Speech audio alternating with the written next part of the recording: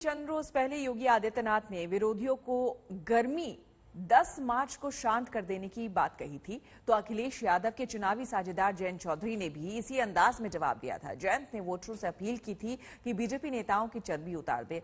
देखिए यूपी के चुनावी समर में नेताओं की जुबान की धार कितनी तेज होती जा रही है। इन 5 साल के अंदर पूरी हिंदू वर्दी मचाई उन्होंने। तो मैं मई और जून में भी इसको बहुत शिमला बना देता हूं।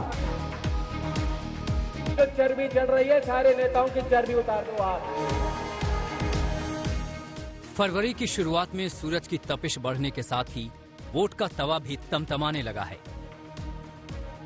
नेताओं की जुबान तासीर बता रही है कि यूपी की चुनावी गर्मी पूरे शबाब पर है। जाट वोटों की पोटली लेकर पश्चिम यूपी में ताल ठोक रहे जयंत चौधरी को बीजेपी खुला ऑफर दे चुकी है, लेकिन जयंत कभी चवन्नी तो कभी चर्बी के नाम पर चढ़े ही जा रहे हैं। अलीगढ़ में योगी आदित्यनाथ पर हमला बोलते हुए उनके तेवरों में जबरदस्त तलखे दिखी। वोट से बीजेपी की चर्बी उतार दो।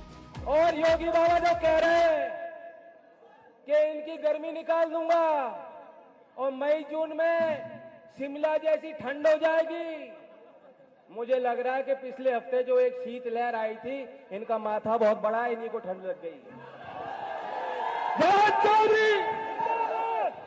ऐसा भर भर के वोट दो, ईवीएम की मशीन को ऐसा भर के दो, नलके के बटन, हैंडपंप के बटन को ऐसा दबाओ कि भारतीय जनता पार्टी की जो चर्बी चढ़ रही है, सारे नेताओं की चर्बी उतार दो आप। जयंत चौधरी योगी के जिस बयान का जवाब दे रहे थे वो भी काबिले गौर है। आने वाले दिनों में मौसमी गर्मी बढ़ने वाली है, लेकिन योगी का दावा है कि वो मई जून में भी शिमला बना देते हैं। 10 मार्च के बाद गर्मी होगी शांत। एक गर्मी जो अभी किराना में और मुजफ्फरनगर में कुछ जगह दिखाई दे रही है ना, ये सब शांत हो जाएगी इसके बाद। क्योंकि गर्मी कैसे शांत होगी, ये तो मैं मई और जून में भी इसको बहुत शिमला बना देता हूं। ये है रफीक अंसारी, मेरठ से समाजवादी पार्टी के विधायक। अगर चुनावी चकल्लस में चर्बी और गर्मी आपको बड़ी बात लग रही हो तो इनका फलसफा भी सुन लीजिए। इन्होंने अपने मुसलमान मतदाताओं को खुश करने के लिए एक नया शब्द ही इजाद कर लिया है। हर थाने में मची है हिंदू गर्दी। उसने इन 5 साल के अंदर पूरी हिंदू गर्दी मचाई उन्होंने। हर थाने में हिंदू गर्दी मचाई है। मैं कहना चाहता हूं दोस्तों, अगर ये सरकार बन गई, ये तो गुंडा हो जाएगा, ये तो बदमाश हो जाएगा। मेरठ के अंदर साथियों, मेरठ के अंदर दोस्तों, यकीन मानिए मेरठ का नौजवान, मेरठ का मुसलमान कभी दबा नहीं है किसी से। लेकिन साथियों, इस सरकार ने आपको दबाने का काम किया, आपको कुचलने का काम किया, आपको खत्म करने का काम किया। दोस्तों मैं कहना चाहता हूं, आने वाला दौर दोस्तों ऐसा है, ये हालात बहुत खराब है। 10 फरवरी को उत्तर प्रदेश में पहले चरण का मतदान है। काउंटडाउन शुरू हो चुका है। पार्टियों और प्रत्याशियों के दिलों की धड़कनें बढ़ने लगी हैं, और दिल जब जोर जोर से धड़कने लगे तो जुबान पर काबू नहीं रहता। यूपी में यही हो रहा है। आज तक ब्यूरो। थोड़ी देर पहले बुलंदशहर में चुनावी सभा में सीएम योगी ने जमकर सपा सरकार पर वार किया। उन्होंने कहा कि सपाई दंगा कराते थे और जनता के पैसे से यूरोप घूमने जाते थे। बीजेपी की सरकार के बाद दंगे रुक गई, बेटियों की सुरक्षा सुनिश्चित हो गई। याद करिए, मैं आपको याद दिलाने के लिए आया हूं भाइयों बहनों, 2013 में जब मुजफ्फरनगर का दंगा हुआ था और सचिन और गौरव नाम के 2 जाट युवकों की निर्मम हत्या हुई थी, लखनऊ वाला जो लड़का है ना, इस सत्ता में था और तब हत्या करवा रहा था, हत्यारों को प्रश्रय दे रहा था, दंगाइयों को लखनऊ में बुला करके उनका सम्मान कर रहा था। प्रदेश की सुरक्षा के लिए भाजपा आवश्यक। ये जो लाल टोपी है ना, ये रेड अलर्ट है। हिस्ट्री सीटर और मुजफ्फरनगर के दंगों से जिन हिंदुओं का रक्त बहा था, उनके खून से रंगी हुई टोपी है। राम भक्तों के खून से सनी हुई टोपी है, इसलिए अलर्ट, लोगों को अलर्ट कर देने की आवश्यकता है। इसका मतलब दंगा, इसका मतलब पेशेवर माफिया। भाइयों बहनों, इससे पहले पैसा जाता कहां था? इससे पहले ये पैसा समाजवादी पार्टी के इत्र वाले मित्र के घर में जाता था। इत्र वाले मित्र के घर में पैसा जाता था और इत्र वाले मित्र पैसे से पूरे खानदान को यूरोप का टूर कराते थे। यूरोप का पैसा जनता का और टूर समाजवादी यूरोप में निकले हैं। कहेंगे समाजवादी, नाम समाजवादी, काम दंगावादी और सोच परिवारवादी। अतरौली में आज अमित शाह ने प्रचार किया। उन्होंने राम जन्मभूमि के लिए कल्याण सिंह के योगदान का भी जिक्र किया। अमित शाह ने भी योगी सरकार की जमकर तारीफ की। उन्होंने कहा कि प्रदेश की कानून व्यवस्था सुधरी है। शाह ने यहां कश्मीर और धारा 370 खत्म करने का भी जिक्र किया। देश में उत्तर प्रदेश के मुख्यमंत्री योगी आदित्यनाथ ने कानून और व्यवस्था का राज लाने का काम किया है। डकैती में 70% की कटौती, लूट में 69% की कटौती, हत्या में 29% की कटौती, अपहरण में 35% की कटौती और बलात्कार के अंदर 30% से ज्यादा कटौती करने का काम ये भारतीय जनता पार्टी की सरकार ने किया। ये बहन जी की और अखिलेश की सरकारें थी, गुंडे परेशान करते थे या नहीं करते थे भाई? जोर से बोलो, करते थे या नहीं करते थे? ये पुलिस जो है ना, वो गुंडों से डरती थी, भागती थी।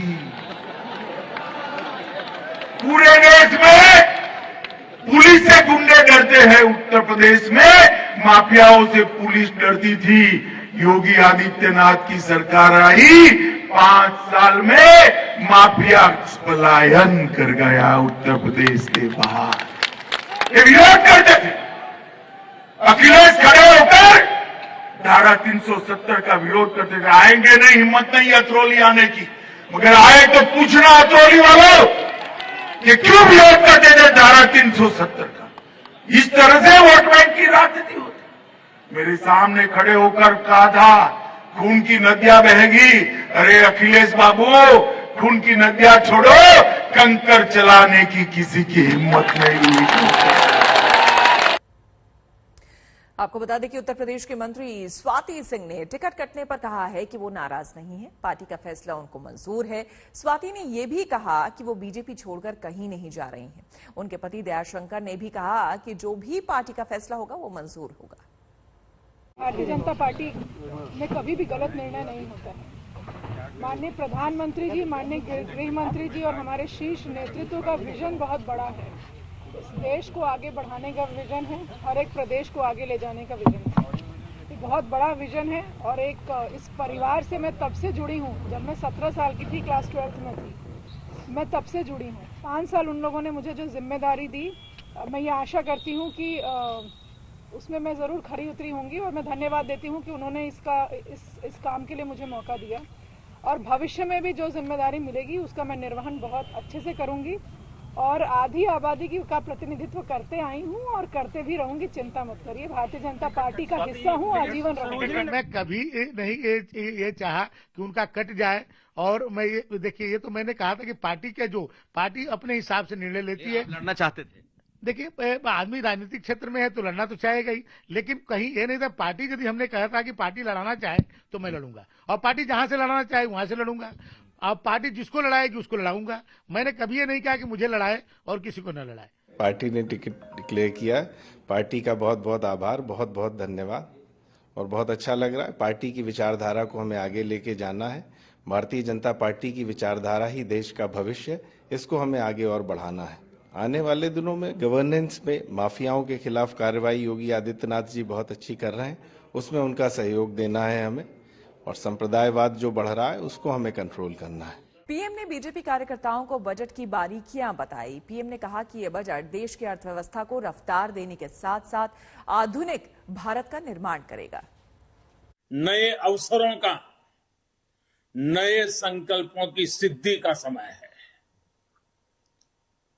बहुत जरूरी है कि भारत आत्मनिर्भर बने और आत्मनिर्भर तो बने ही, आत्मनिर्भर भारत की नींव पर एक आधुनिक भारत का निर्माण हो। निर्मला जी ने जो बजट पेश किया है, बाय एंड लार्ज हम देखें, पॉलिटिकल एंगल अगर हम छोड़ दें तो जो आर्थिक विषय के लोग हैं, समाज जीवन के लोग हैं, अखबारों में भी देखेंगे, कल टीवी चैनलों की डिबेट में देखेंगे, बजट का बहुत स्वागत हुआ है, बहुत सराहना हुई है। और आपने भी देखा होगा कि इस बजट में देश को आधुनिकता की तरफ ले जाने की दिशा में कई महत्वपूर्ण कदम है। इस साल के बजट में गरीबों के लिए 80 लाख पक्के घर बनाने की बात कही गई है और इस पर 48,000 करोड़ रुपए, 48,000 करोड़ रुपए यानी करीब करीब 50,000 करोड़ रुपए से अधिक खर्च होंगे। गरीब से मुक्ति का ये भी एक, गरीबी से मुक्ति होनी है। गरीब गरीबी से बाहर आना चाहता है। जब घर मिलता है ना, उसका एक हौसला बन जाता है।